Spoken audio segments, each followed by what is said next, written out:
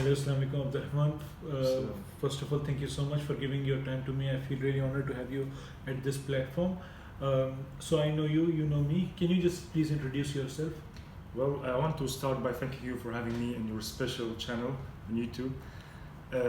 My name is Abdurrahman Hazem. I'm from Egypt and I live in Malaysia. I study actually engineering in Malaysia. So Abdurrahman, why did you choose Malaysia for your engineering? Well, Malaysia nowadays is considered one of the best, one of the the top countries in education.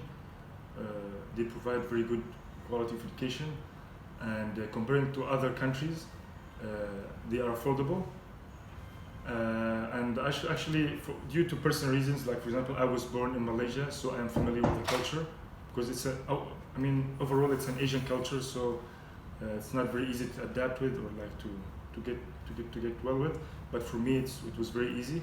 I got familiar with the cuisine, with the food, so a lot of aspects that actually contributed to the fact that I'm studying there.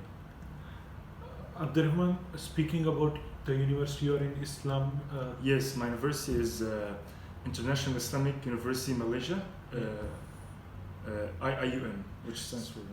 So how was the process for going in? What were the requirements for the university? The requirements are the usual requirements for any other university. Of course, you will have to submit some documents. For example, you have to submit your high school certificate. You will have to submit the payment, of course. You have to submit if you have any other certificates that can actually boost or makes you more qualified for the opportunity of getting admitted. That would be cool. Of course, the language of studying over there is English, so you have to provide you have to provide an English proficiency certificate, either IELTS or TOEFL. But for me, I get the IELTS. I prefer IELTS. And usually they asked for a 6 band score overall. Do you feel any type of language barrier over there, or mostly people speak English? No, actually, most people speak English. Most people speak proper English. And also, when it comes down to for example, the official language of the country, Malay, Bahasa Malayu, it's very easy to learn and very easy to use, very easy to communicate with.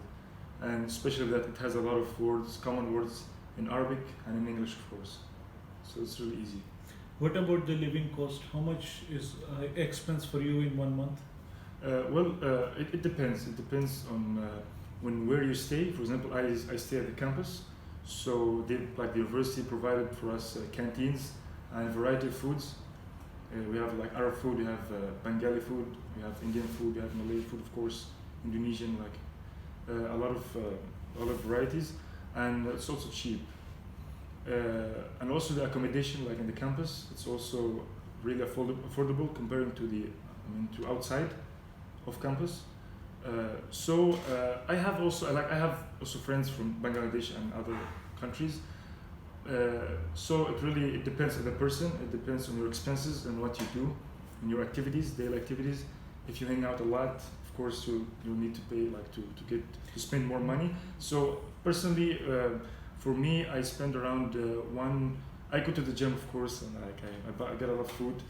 So from 1,000 to 1,300 ringgits.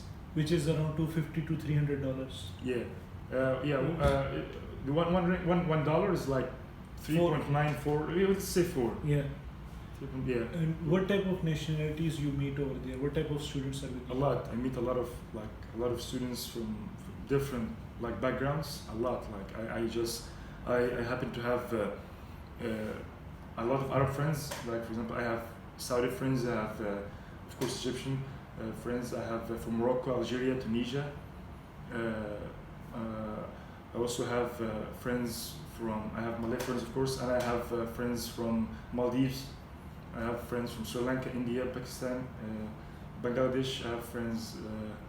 I haven't seen many friends from Europe. I know some people from Russia, but not many. So a lot of like really different background. How would you compare studying in Egypt versus studying in Malaysia? Well, of course, in terms of the educational system, of course, Malaysia is better, way better.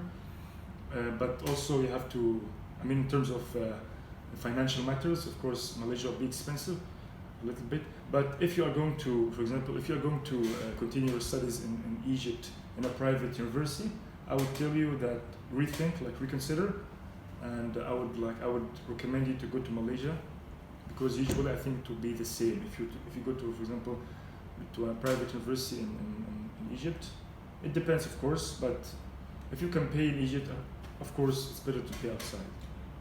What about part-time job? Is there allowed, like for example, there are so many students who can't afford. So is there any part-time job opportunities out there? Well, part-time job, no, they're not offered that much.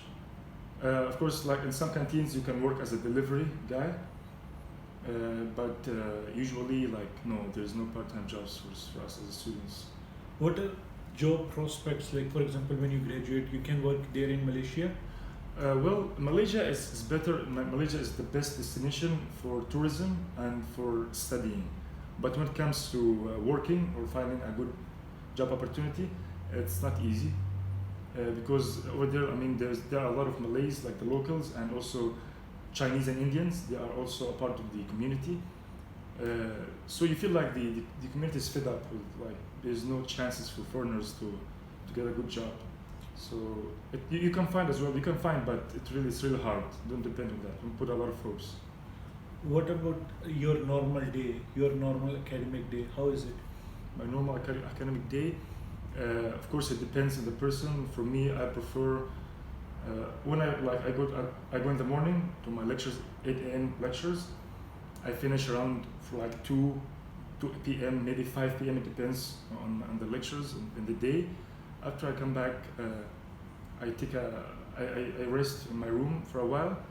Then, if usually in our university there are a lot of quizzes and assignments, so I start, like, studying and working hard. But usually I hang out with my friends. I stay at the rooms, hanging out, having fun. Yeah, it's a typical normal student life.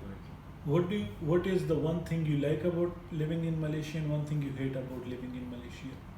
Well, the one thing I like about living in Malaysia is the diversity of nationalities you can find there, diversity of foods, the diversity of the culture, like a lot of nice people over there, and also the country is considered cheap. Like, for a student, it's very affordable. I mean, there are a lot of like unique aspects about it, but of course, not everything is bright. Sometimes you might find racism a little bit, like, because Malaysia is full of foreigners, so sometimes the locals get pissed off because of an action that comes out from a foreigner. Like, for example, some Arabs, they like to drive aggressively, but the locals, like Malays, they don't like this. They are like calm people. For example, Malaysia is a very clean country. People don't litter the places, but of course foreigners, they go and litter the places. They don't respect the country as much as the locals do. So they feel like, sometimes they feel like outsiders, they are intruding and like ruining our country and stuff like that. And good people got blamed. They get blamed for this. Like, for example, good people like me, of course. Because I don't do any of these silly actions, but of course I'm a foreigner, so why I won't blame you? You're from the same pack. So. What is the advice you would to give someone who is planning to study in Malaysia? Well, the advice I will give will be for any student who will study overseas. Like, most people, when they travel, they don't, like, you have to think twice about the amount of money you're going to spend. You have to think twice about the hardships you'll be going through, and also you have to be fully aware that you're a student, and there are a lot of responsibilities that are given, like, upon you and by your family, because they are expecting a lot from you. So be consistent, focus on your goal. You are going there to study, complete, get a degree certificate to improve your language, to get to know good people, make relationships. But unfortunately, some people they go and hang out most of the time, and they fail a lot of courses. They don't pay attention at classes. So just be a grown man and just take the responsibility as a normal person. That's all. Thank you so much. Thank you so once again. We are done, and I wish you all the best in your future endeavors. Thank you so much. Okay, guys. So please press the like button, subscribe the channel, and stay tuned for the coming videos.